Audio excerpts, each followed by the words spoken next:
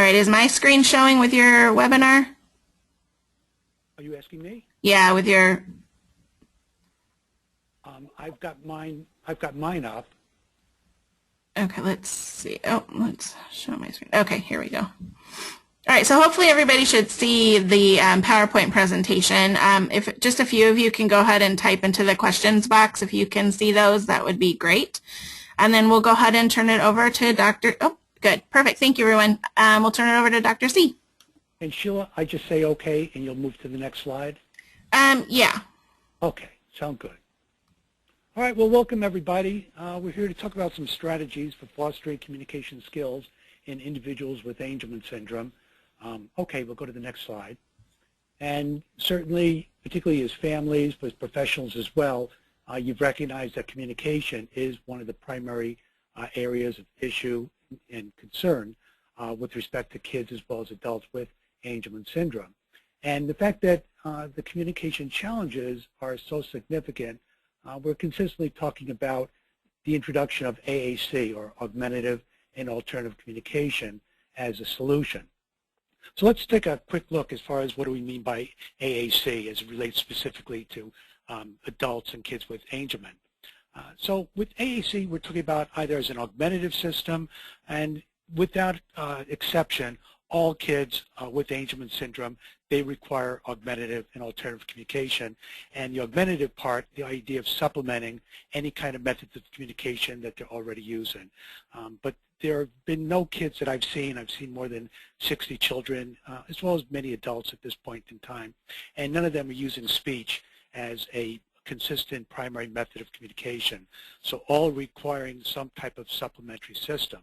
And to those lines, we have to keep in mind that then there are no candidacy criteria for augmentative and alternative communication.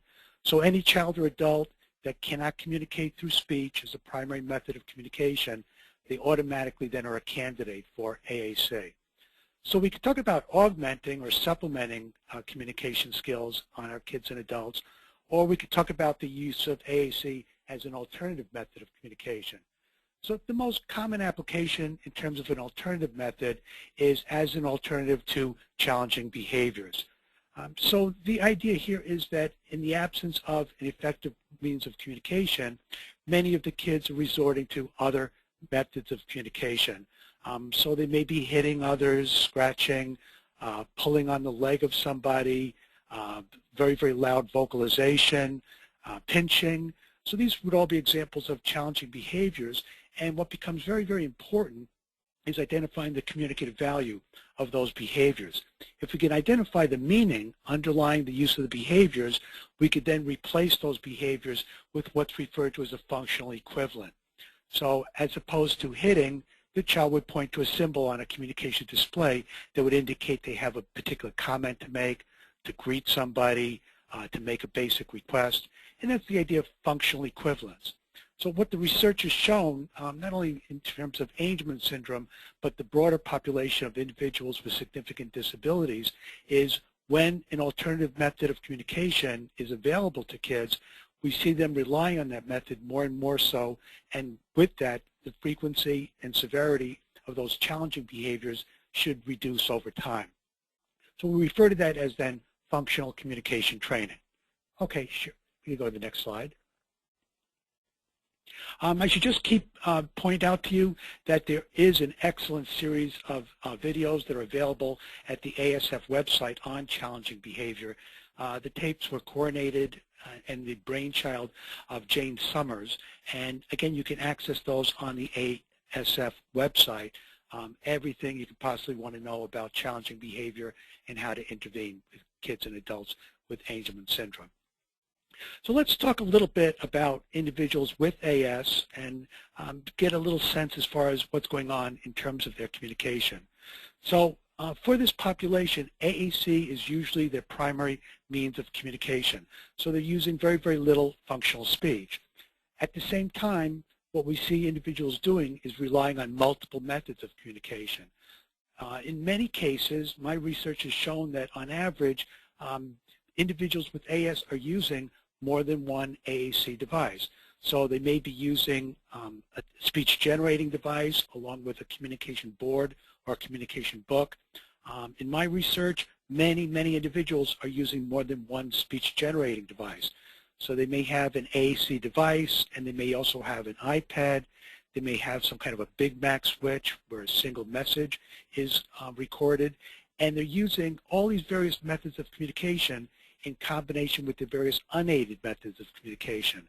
So in addition to using aided communication, these devices, they may also be relying on vocalizations, gestures, physically manipulating people, so taking you by the hand and leading you towards something that they want and then pointing to it, or even putting your hand on an object to request your assistance in their gaining access to it. We can go to the next slide. So let's talk a little bit about some of the challenges associated with Angelman syndrome. And I'd like to look at these specifically with respect to implications for communication. So, part of the syndrome, as far as Angelman syndrome, is this idea of severe intellectual disabilities. And to some extent, the degree of severity of the intellectual disability that either opens up or limits the types of AAC systems that are available. That said, again, my research has indicated that individuals with the type of Angelman syndrome that has some of the most, the greatest reservations in terms of prognosis, kids with deletion positive, these kids are successfully using high-tech AAC devices. So again, the research is indicating kids with significant deletions, they're still using AAC devices very successfully, particularly the use of iPads with different types of apps on those iPads. When we're looking at intellectual disabilities, there are a variety of considerations. So one is the idea of symbol hierarchies. So for some individuals, they may be using actual objects. Others are using pictures or photographs. Others may even be using words. So we talk about symbol hierarchies. And that said, what becomes very important to keep in mind is that wherever kids are now, so a child that most of their communication is best conveyed through photographs, we still want to provide exposure to those higher levels of symbolization. And that includes printed words. So there's some interesting work that's being done by Erin Sheldon, Carolyn Musselwhite, and others that are looking at the use of literacy, both reading and writing, in individuals with Angelman syndrome, and really maintaining high expectations. So again, even for kids that supposedly, based on their diagnosis, they're presenting a poor prognosis, we still want to expose them to increasingly abstract symbols, including printed words. We talk about candidacy for high-tech AAC devices based on a degree of intellectual disability. And as I said, the biggest point there is that we can't let the diagnosis dictate individuals' access to these devices. So pretty much every individual with intellectual disabilities is a candidate for a high-tech AAC device. It's just the use of that device that's going to vary from individual to individual. Also, the intellectual disability, it has bearing with respect to multimodal systems. So we're not trying to replace successful methods of communication with alternative methods. We're going to use everything that the individual is capable of doing. And that includes gestures, vocalizations, non-electronic displays, electronic devices, etc. One thing that we're shooting for, and something that I often encourage teams to consider, is teaching kids to code switch. So the idea is they present a natural gesture or a vocalization, which is usually successful, and it results in effective communication. What they need to know is when those methods of communication aren't successful, they need to be able to on their own switch to other methods. So whether it's a sign or the use of a device, again, the idea is to switch from one method of communication to another depending upon who they're communicating with and the kind of messages they're communicating. This goes along with the idea of the least dangerous assumption, or it's also been phrased presuming competence.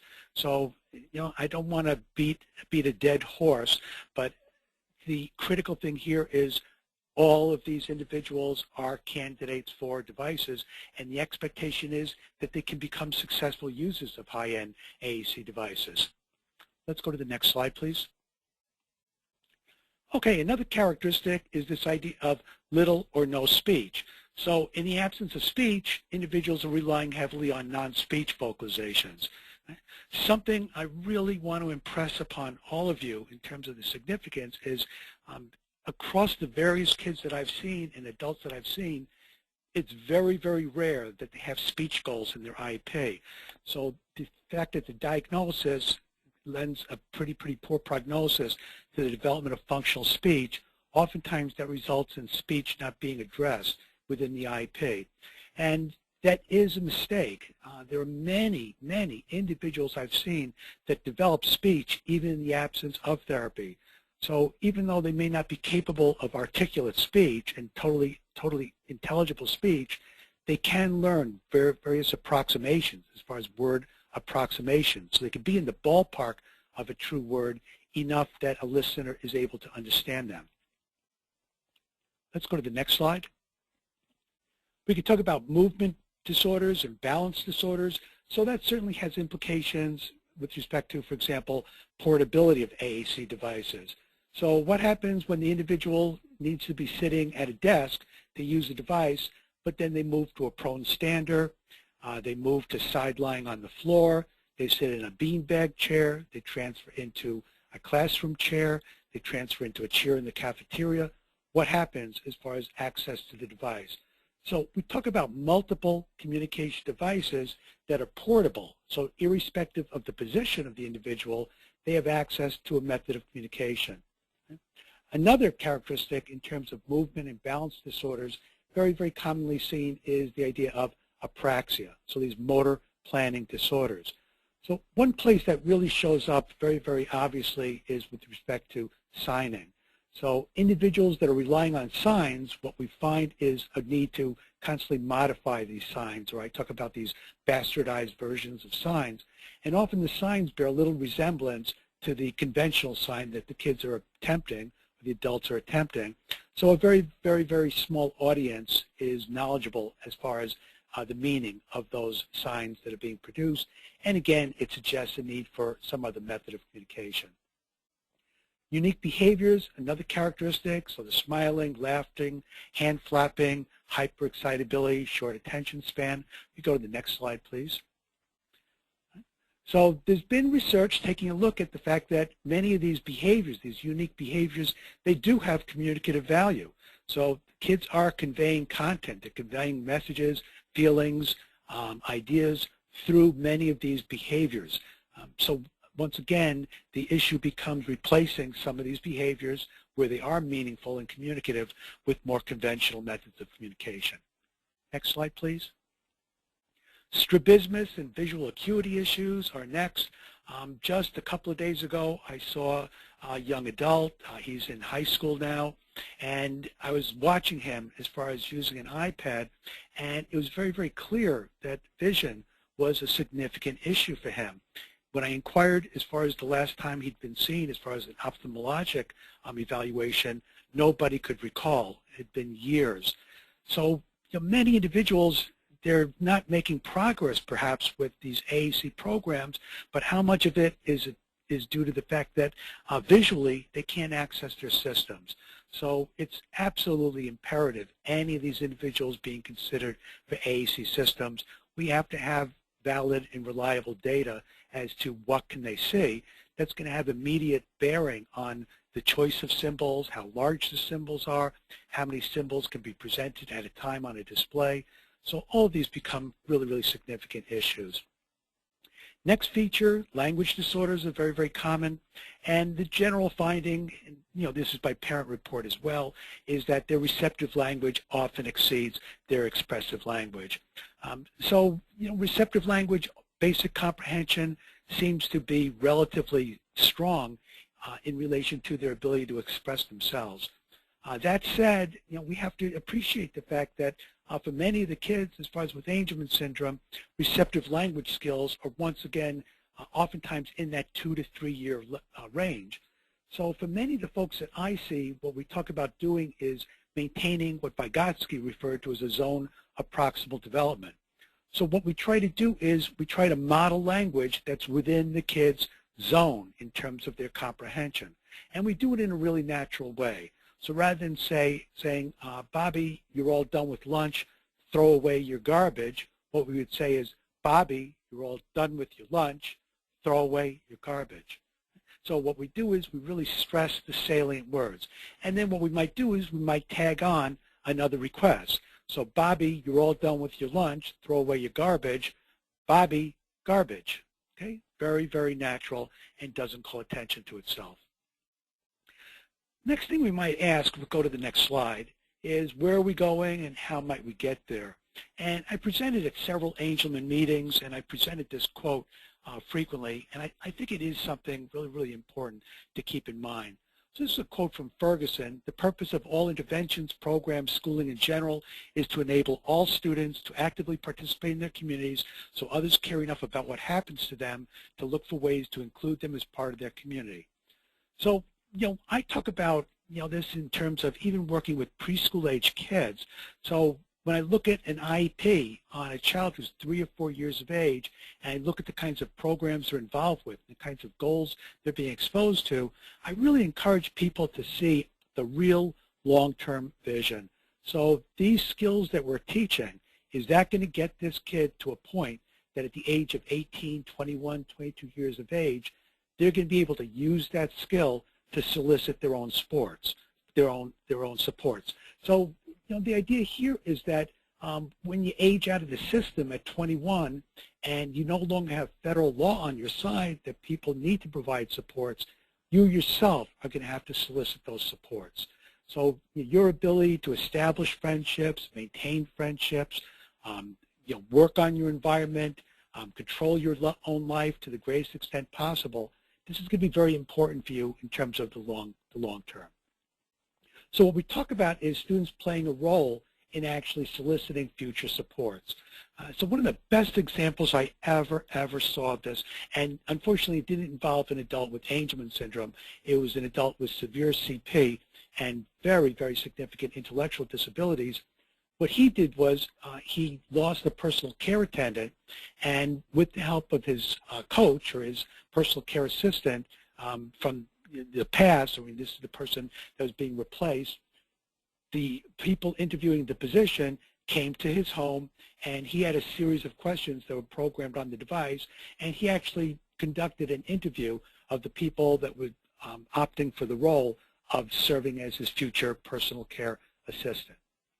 We could go to the next slide. So, very, very significant is this issue of fostering self-determination. So we want to teach kids skills that if they acquire them, they have greater control over their lives. So we could contrast this with a situation that I've oftentimes seen where an adult holds up two objects that are even within the individual's reach. They ask the kid to make a request. The child reaches for one. They then redirect them to the communication display. They try to make a request on the communication display. So again, in terms of self-determination, the most appropriate thing would have been if they could reach and access rather than ask for something and depend on somebody else to provide it for them. Same thing at mealtime. Lots and lots of programs revolving around mealtime where the aide sits beside the child and the child has to indicate if they want to eat, if they want to drink, if they want more to eat, if they want a snack, which snack they want. And I know if I was the parent of a kid, what I would want to do is have my child in a situation where they open up their lunchbox and they eat by themselves and they're not dependent on others to feed them. And that lunchtime would be a more appropriate time rather than making requests to comment on what they brought in, to ask a peer a question, another child that's sitting at the table, ask them a question, comment on something that the other kids are talking about, ask a question of another child, share information, something interesting that happened to them recently with one of the other kids sitting at the table. So again, this whole idea of working on communicative behaviors, they're going to increase self-determination. It's going to make kids more able to control their own lives. They're more dependent on others. So these are just a couple of objectives that are up on the screen. Sam will communicate his need to take a break, relying on conventional methods of communication. So rather than waiting for Sam to lose it and just, start giggling, and laughing loud, starting to hit or kick people, if what he needs is a break, have him control the time that he takes a break. Another one, Beth will request assistance in accessing a preferred object or activity. So if Beth is on the playground and she wants to use the swing and she can't get on the swing herself, can she then initiate a request to a peer or to a playground monitor to help her get on that swing? All right, so we're not going to do this, for sake of time, but if you think about it, could you think about 2 AAC objectives that would foster self-determination for Joshua? Joshua's a young guy with Angelman syndrome. He's in the middle school, and he's in the school cafeteria, and he's in the art class. So if I ask you to come up with a couple of objectives that would be priorities for you as parents or professionals, what would you look at in the school cafeteria? So I'll give you one. Let's say he's actually eating the school lunch. Maybe what's going to happen is Joshua's got to make his way down the line, and in response to the cafeteria worker saying, what would you like today, Josh? Do you want pizza? Do you want tacos? Would you like a salad? He uses his AAC device to make that request. Another one might be he determines whom he sits next to at the table. Right? So just examples of objectives that support self-determination. So you could think of some on your own in terms of art class. One that I love, it was one of the best I've ever seen, is when the art activity ended. This was a child in an inclusive classroom. What she did was she walked up to 2 or 3 different girls and guys in her classroom, and she made a comment. I really like your picture. Your picture is pretty. You're an awesome artist. So she was using her device to actually make compliments of other individuals. And by doing so, she was controlling their attitudes towards her, and again, developing friendships. We'll go to the next slide. So what we talk about then in terms of where are we going and how might we get there is very, very interesting concept of natural and integrated supports. And with that comes the concept of skill clusters. So the idea is we don't work on communication as an isolated skill. We don't work on motor as an isolated skill. We don't work on socialization as an isolated skill. Instead, what we do is we maintain a big picture and take a look at, in order to function most effectively and successfully in a given situation, what's the full set of skills across disciplines that are necessary. So, for example, if I asked you what kind of skills you needed in order to have lunch today, or when you sit down at the dinner table, what's the cluster of skills you need to be effective, successful, and happy at mealtime tonight? Well, there are communication skills, like you're going to have to tell others about what you did during the day and the wonderful webinar you participated in with Dr. Calculator. So you're going to share information with other people. You're going to request information from other people. So there's going to be a variety of communication skills. But you're also going to probably feed yourself. You might have to position yourself at the table. You're going to have to sit independently at the table. You're going to have to lift your dish at the end and bring it to the sink. So again, we have multiple skills that are crossing disciplines in terms of skill clusters. So I saw a really, really nice program in Maine where what the professionals did was they rotated responsibility for videotaping school-age kids in different situations, and then they would all look together at a 30-minute videotape of this child having lunch, and then one by one they teased apart this lunch situation and determined what role each of them might be playing in supporting self-determination at lunchtime. And then they did the same thing for other activities that were commonly engaged in by that student. So again, you could do this on your own. A nice little assignment for you guys and your teams. So can you tease out the skill cluster associated with Joshua going to the community supermarket to shop for groceries? So if we've got a young adult and he's got a community-based program, and one of the aspects of that program is having him go to the grocery store, shop and pay for his groceries, well, what might be a role for communication? How about a role for occupational therapy? What about a role for physical therapy? So based upon what each of these disciplines might have to offer, how would those be integrated? How would those skills fit? And how might they all be taught in the context of time spent at Shaw's supermarket, for example? Go to the next slide. So this is just a real, quickie example of this idea of integrated supports. and skill clusters. So this is a young guy. He's in a preschool setting. And what the individuals did was a participation analysis. So for this young man to be able to participate in circle time at preschool, he had to be able to transfer from standing to sitting on the floor. Once he was on the floor, he had to maintain independent posture on the floor. As objects were being passed around, he had to orient and track those objects around the room. He had to decrease his tactile defensiveness, so he had to be able to physically handle and manipulate objects. He had to request objects and share novel information about those objects, and then he had to transfer from sitting to standing and leave the group. So each of those skills, it corresponded to a different discipline. So the individual implementing the entire program, in this case, was the aide. So there was a classroom aide that was working with this young fella on a one-to-one basis. And what the aide did was the aide simultaneously targeted each of these objectives with the goal being addressing the skill cluster. This kid would be much more effective and much more of a participant in terms of circle time within the preschool setting. You go to the next slide. So this idea of a participation model, it also ties into an earlier version, which is a communication needs model.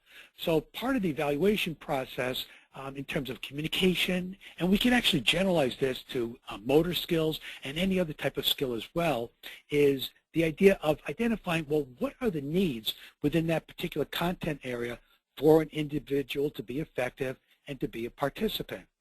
So we oftentimes start with an ecological inventory. So if I was going to observe circle time, that's an environment in which I want John to be a more active participant, I would go in, I would observe circle time, and I would just write down notes. What's going on? With whom is it happening? Where is it going on? When is it occurring?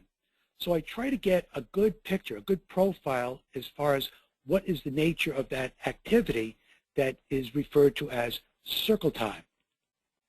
Okay. The ecologic inventory applies across all behaviors. So we're going to look not only in terms of communication, but the ecologic inventory would be for motor as well.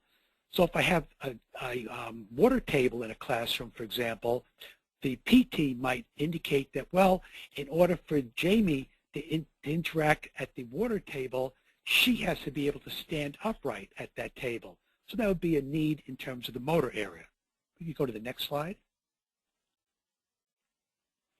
So the next thing what we do is, having inventoried what you need in order to be a participant, we determine how many of those needs are being met through the current communication techniques, or it could again be motor techniques or any other discipline.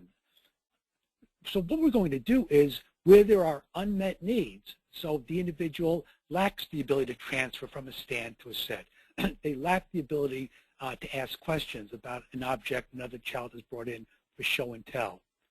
What we then do is we identify these in terms of discrepancies. So we identify unmet needs, and those unmet needs become the target for intervention. So this is a picture, next slide. It's a picture of a little guy up in New York State, and he's participating with a classmate in a reading activity. And one thing, he selected the little girl that he wanted to read to him. And what we did was we did a discrepancy analysis, and we identified, well, what does he need to be able to do? What does the little girl need to be able to do? So from his perspective, you could see there's certainly a motor component. There's going to be a communication component as the little girl is asking him questions, as he's making comments to the little girl. He's controlling even the pace of the story when he wants her to turn the pages of the book. She's asking questions, asking him to identify things that are on the page, or pointing to words and trying to identify the corresponding picture. So we can again identify all of the things that are required in terms of communication needs, motor needs, etc., within that particular activity. Go to the next slide. So it's the same thing. This is a game of duck, duck, goose, and the kids are playing duck, duck, goose. And there's this same young fellow, and he's playing with the other kids. So what are the motor demands? What are the communication demands? So if this is an activity that the kids play frequently, we tease out the communication needs, the motor needs, etc., And what we do is we teach to those particular kinds of skills. You can go to the next slide. So just to summarize, discrepancy analysis, we identify the settings or activities in which challenges in the area of communication or whatever the area is under focus. So in my case, what I would do as a speech language pathologist, I would go to the classroom teacher, the classroom aide, the job coach, the personal care attendant, depending if it's a child or an adult, and I would say, well, where does communication pose the greatest barrier? So what would be the situation that if John was able to communicate more effectively, it would make the greatest difference in terms of the quality of his life? So those become the foci for my attention in terms of being able to target what's relevant for that particular individual. And again, we go through, we inventory, ecologic inventory, and we do our discrepancy analysis. Okay, we can go to the next slide. So as a result of the discrepancy analysis, there are a variety of different options. So one, we teach the same skills that that individual is lacking. So where there was a gap between what the individual is doing and what they need to be able to do to be most effective, we teach to those skills. So other kids are selecting paints from one another. They're asking one another to hand over paints within this art activity. Tia doesn't have a way of requesting paints from another child, so we teach her how to select paints. Other kids are commenting on one another's work. Tia can't comment. We teach her how to comment on other kids' work. So she might use the AAC device or a communication board, or it could be a sign, whatever is going to be most effective for Tia. We go to the next slide. Another option is teach a related skill in the same activity. So going back to that art class, art may be an ideal situation to work on things like greetings, making other kinds of choices, indicating when she's done. So the art activity is just the context in which we're going to target various objectives. So we're still working on art. She's a full participant in that art activity, but art is a context in which we target communication, motor skills, etc. So whatever's in that IEP, those various goals in the IEP, we could systematically target those same objectives in the context of art, gym class, social studies, history, wherever it is that the individual is going to be participating. Now, something that's really exciting goes along with this idea of universal designs for learning. So the premise as far as with UDL is if classroom teachers, for example, taught to all of the kids, so the way they structured instruction, it was significant and met the needs of all of their students with all of their individual differences, it would really, to some extent, it would parse out the need for special education. So a great example of that would be teachers that actually borrow their kids' AAC devices, and as they're giving directions in class, for example, to the other 18 students, they're simultaneously accessing one individual's AAC device and providing instruction on the AAC device. Another example is maybe the classroom teacher asks a question in class, but they ask a question in such a way that some kids respond orally, some kids respond, maybe they sign, and our kid responds using a speech-generating device. So once again, the notion is put the classroom teacher in a situation and in a role whereby they're meeting the needs of all students. They're not meeting the 19 kids' needs and the 20th child's need is met by the special ed team. Classroom teacher is primarily responsible for all 20 kids, including our kid. Next slide, please. Right. A third option is departing from the curriculum entirely. And in the case of inclusive ed, this is certainly the most controversial one. So some individuals would argue that irrespective of whether or not we could determine any benefit to the individual by being in that activity, it's harmful to ever remove the child from the classroom. Other people feel that if it's not education relevant and you can't work on a related skill within that environment, maybe it's a time to remove the child from those environments, those specific times of the day. So these might be situations in which the individual leaves the room and they do a school job, or a kid that really loves motor activity. Maybe that kid has 2 or 3 phys ed classes in their schedule. Maybe they have double recesses. Maybe they go to the cafeteria twice a week, or twice a day. I've got to be awful hungry if it was only twice a week. They have music class 3 days a week. So where the schedule has points where we wonder as far as educational benefit, those might be times to depart from what the rest of the class is doing, and again, identify contexts in which the IEP can be targeted. We go to the next slide, please.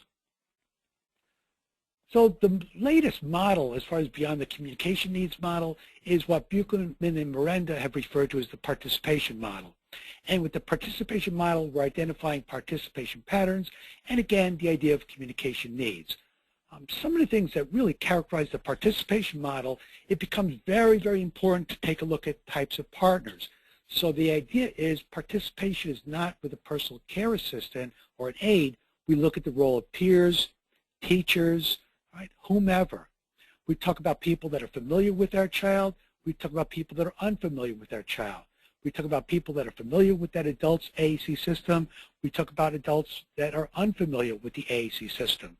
So as far as communication goes, we're trying to enhance participation with all different types of partners in all different kinds of situations, irrespective of whether or not they're familiar with the kinds of communication methods individuals are using.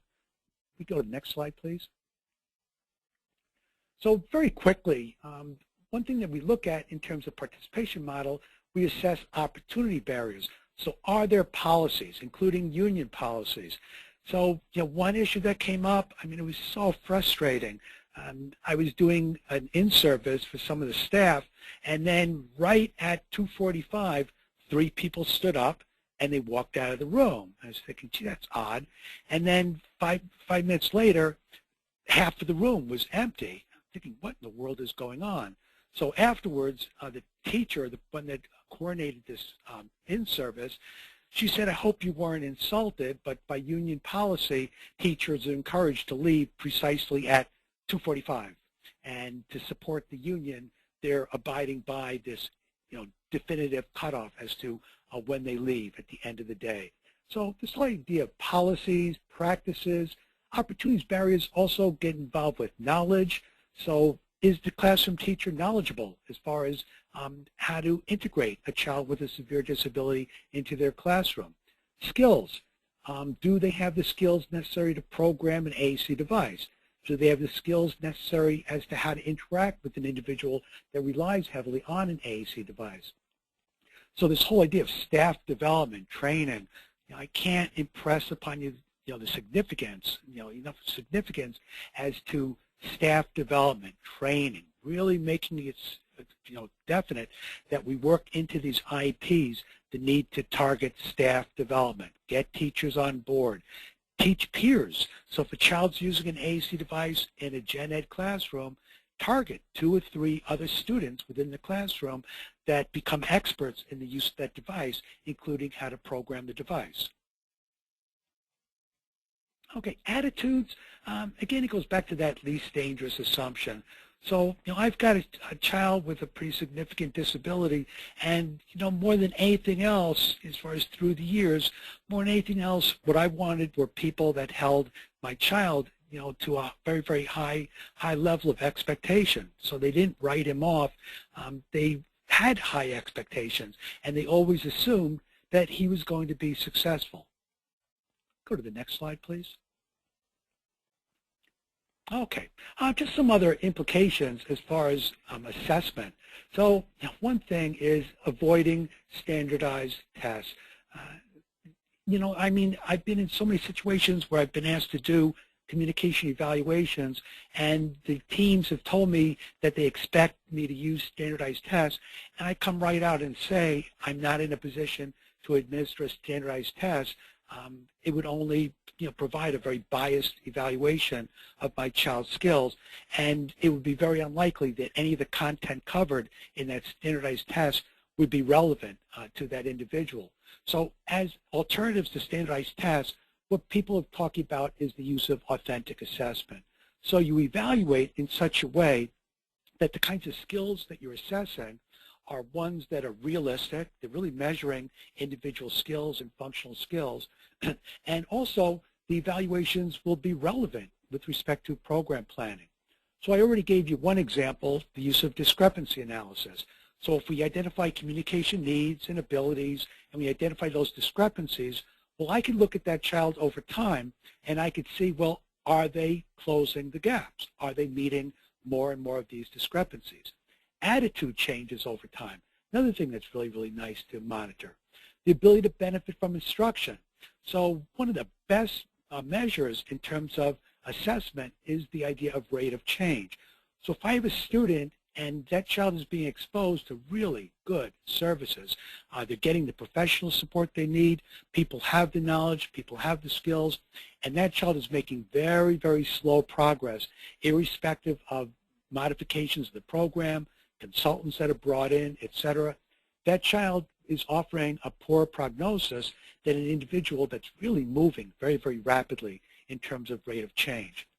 Right? At the same time, a child who's plateaued and is making slow progress, what that involves then is the team going back and saying, well, what do we need to do differently? What other supports might be necessary for this child to perform more effectively?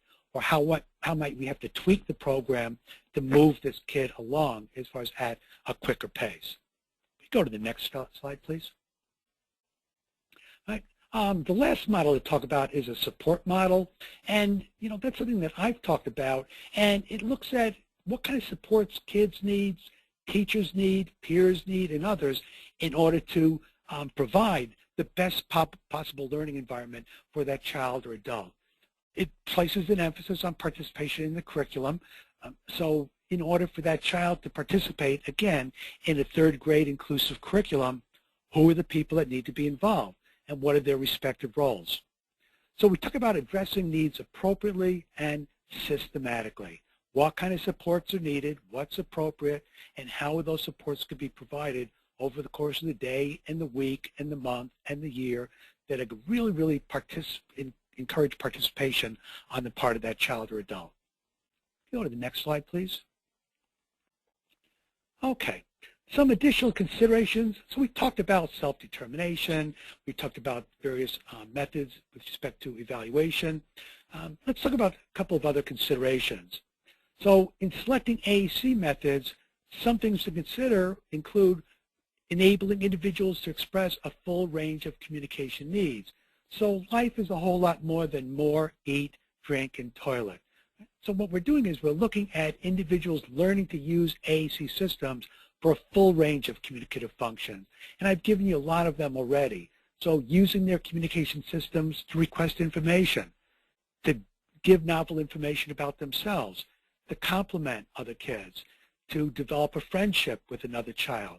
All right? These are all other functions that are very, very important. Another consideration is ease of acquisition. So we talk about both short-term and long-term uses of AAC. So if I do an evaluation on a Friday, then by Friday afternoon, or at the absolute latest Monday, the individual should be using that method of communication. It's tapping into skills that that individual already possesses. At the same time, I'm constantly pushing for more and more sophisticated methods of communication that are going to provide opportunities for the individuals to go way beyond what they're using in the short term. In the article that I published, one thing I found was easy was often the preferred mode for students as well as their parents.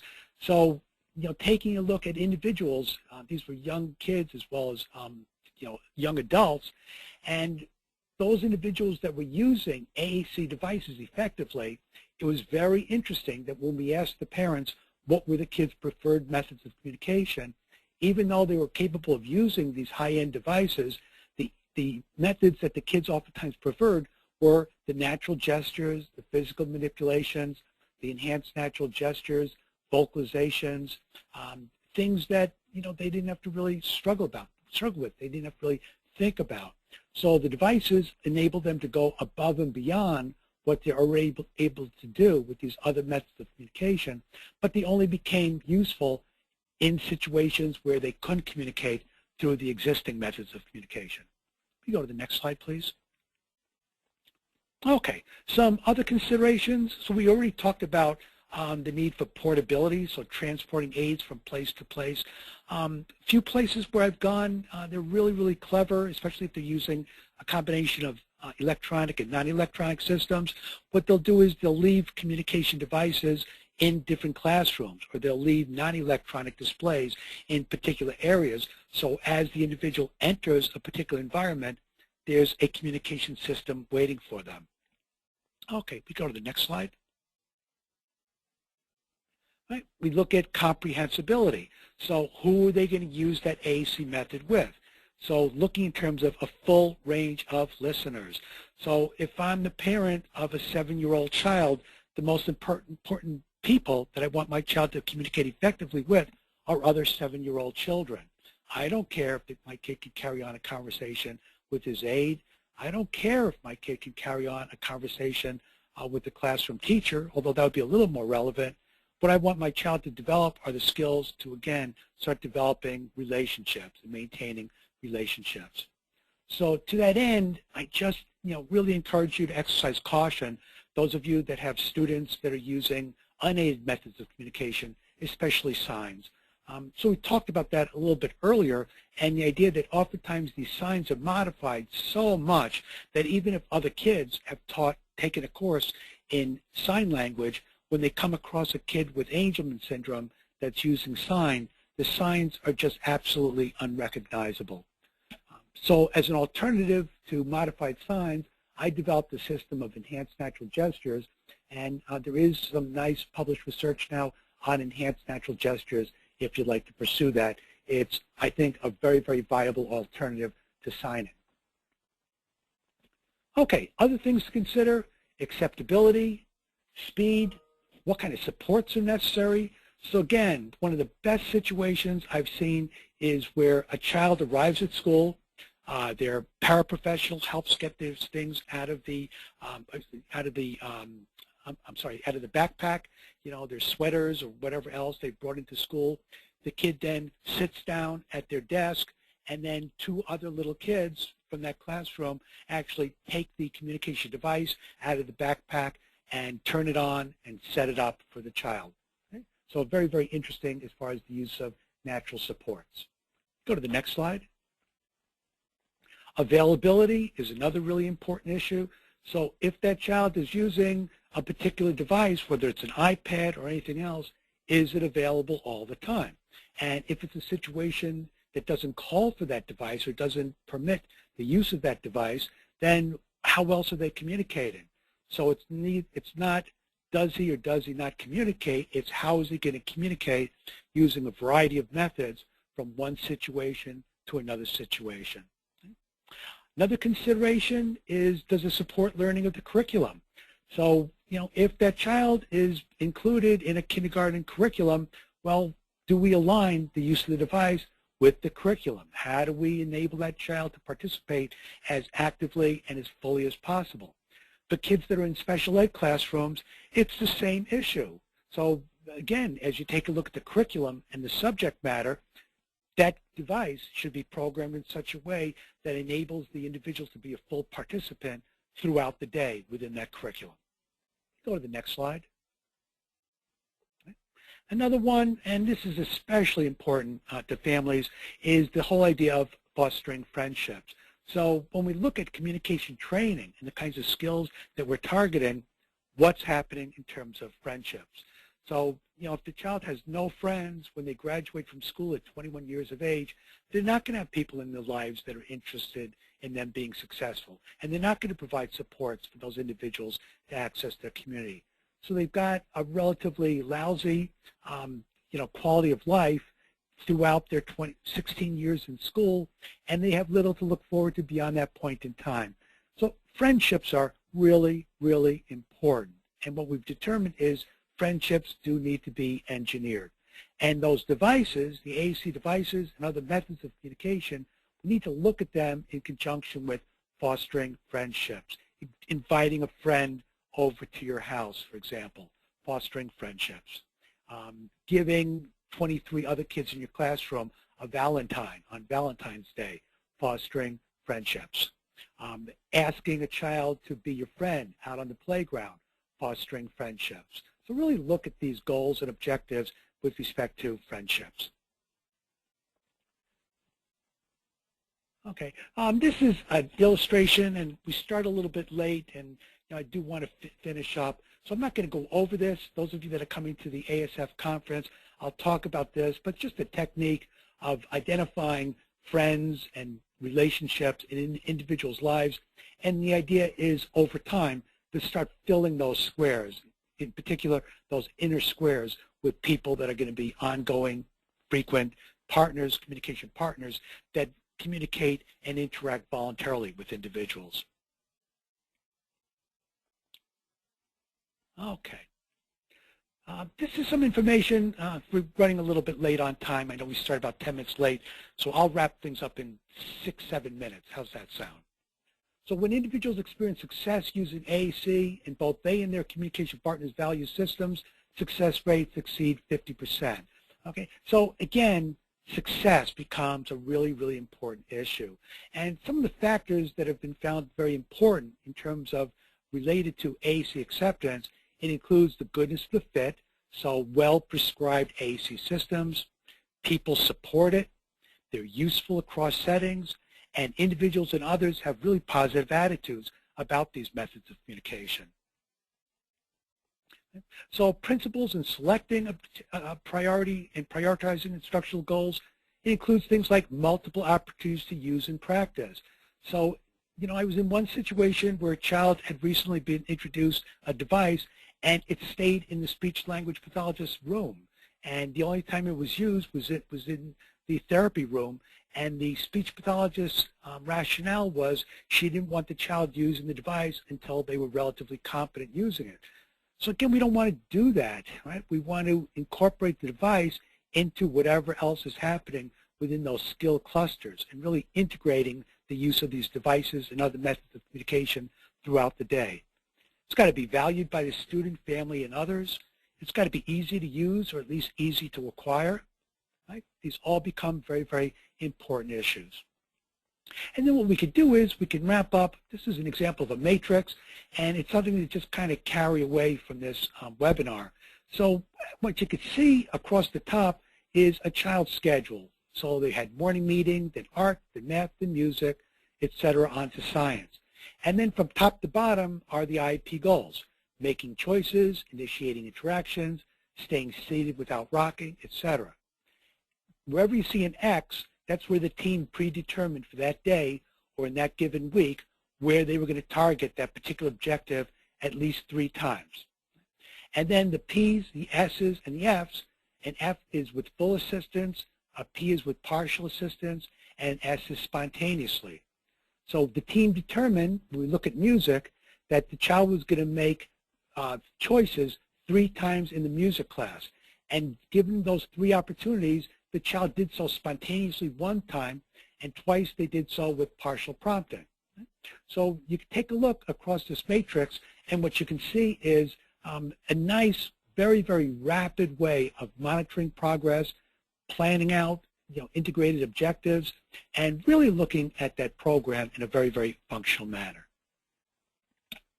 Okay, so I'm just going to scan through a couple of these. This is an example of making choices. So I just have a couple of examples of integrated objectives. So you've got a goal, and then you've got an objective. So the goals would show up in terms of those skill clusters, and the goals would show up on the matrix that I just presented. And then the really specific objectives, those would be what you would be monitoring in terms of spontaneous, partial, and full assistance. So we've got goals related to recess. Okay?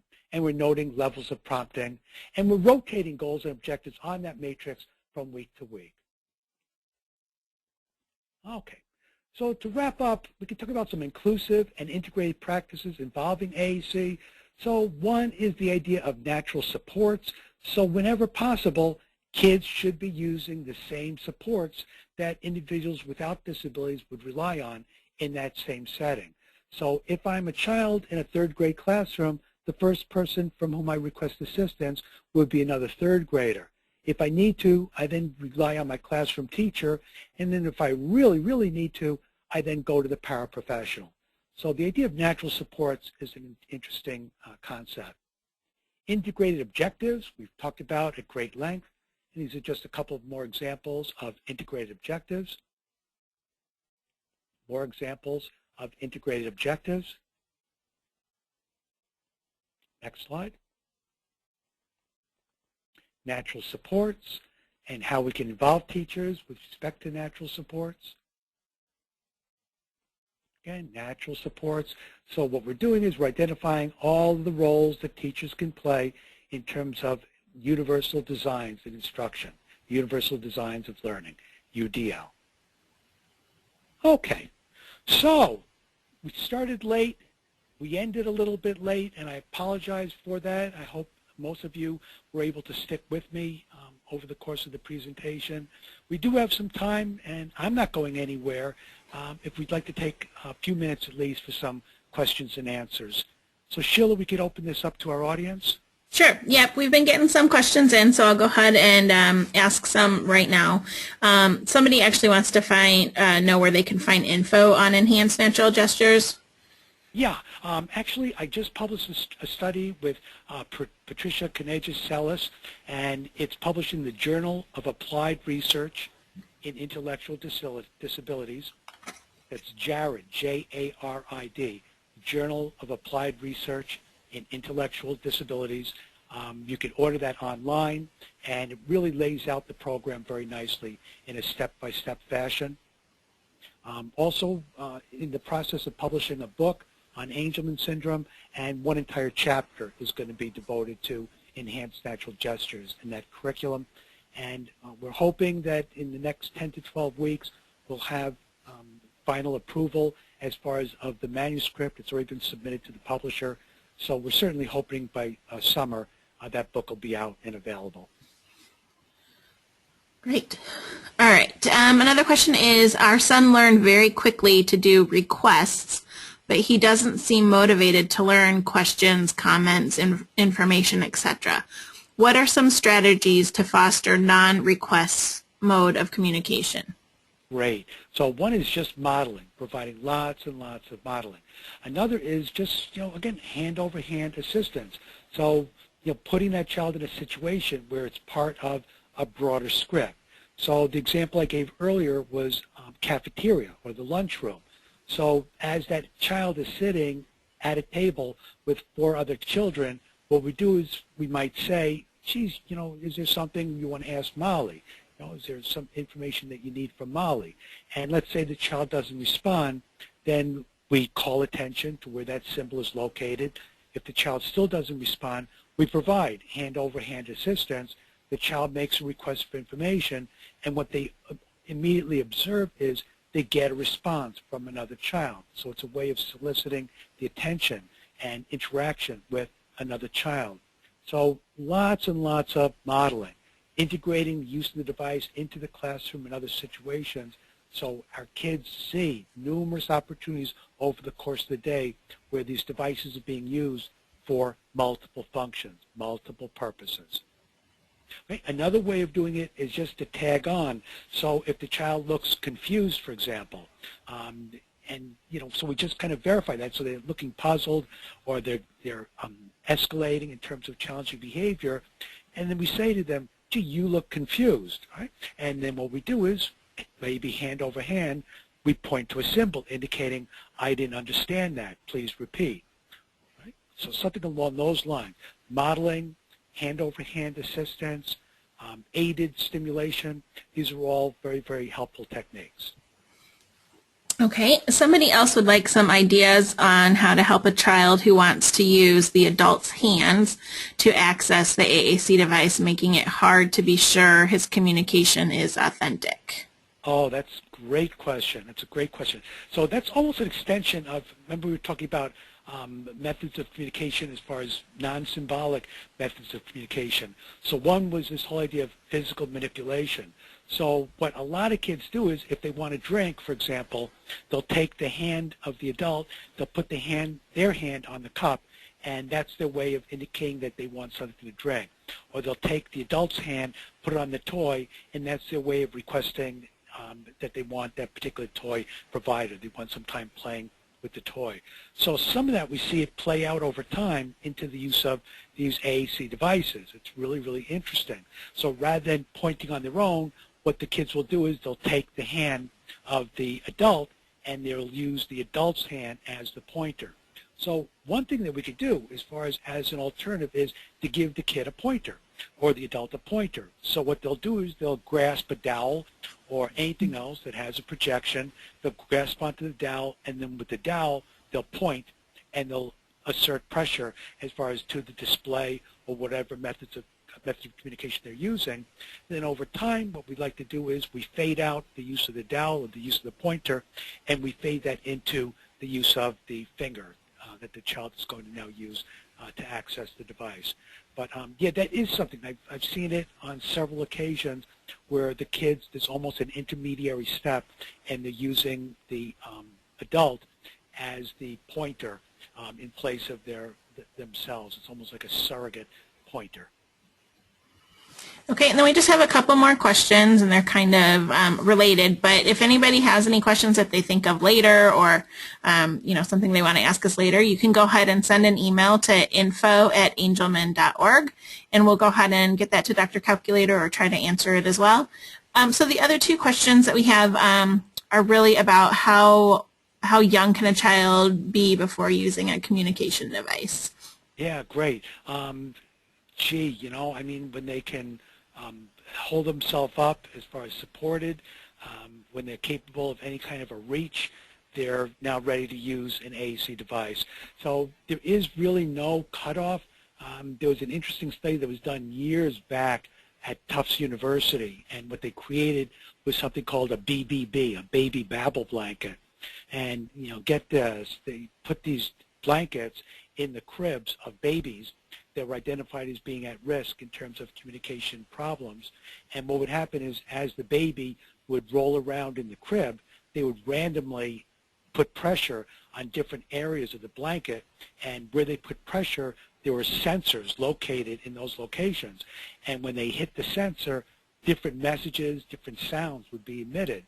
So they actually saw that over time, initially just randomly and accidentally hitting these symbols and these locations, over time what that developed into was purposely hitting those symbols and hitting those locations on the blanket. So the baby babble blanket, it actually provided an opportunity to teach the kids the cognitive ability in terms of causation. So when I point to a symbol, something happens. So even individuals that aren't demonstrating intentional communication, or they're referred to as pre-symbolic. Those are a couple of terms we see in the literature.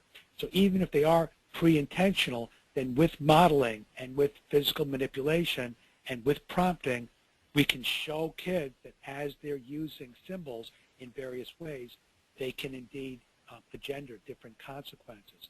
The other thing to keep in mind in that regard is the idea of symbols. So yeah, a kid may not be ready for an AAC device that has picture communication symbols. They may mean nothing to that individual based on where they are cognitively at that point in time. Maybe that individual for now is going to be relying more heavily on an object-based system. So the symbols themselves that are being presented to the individual and they're using, they're actual objects as opposed to other methods. Maybe other individuals are using photographs as their most concrete representation. So again, we take a look at this, but we don't forget the fact that very early on, we're stimulating these kids with printed words and other types of symbols, such as picture communication symbols. Perfect. All right, well, that's all we had for now. So thank you, Dr. C, for joining us today. We greatly appreciate it. And for those of you who are coming to our conference, Dr. C will be doing a keynote presentation that's going to be a couple hours. So we allotted more time so he could get through all of his information and you guys to ask as many questions as you can. So Dr. C, thank you again, and have a good day, everybody. Goodbye, everybody. Goodbye, Sheila. Bye. Thank you. You're welcome.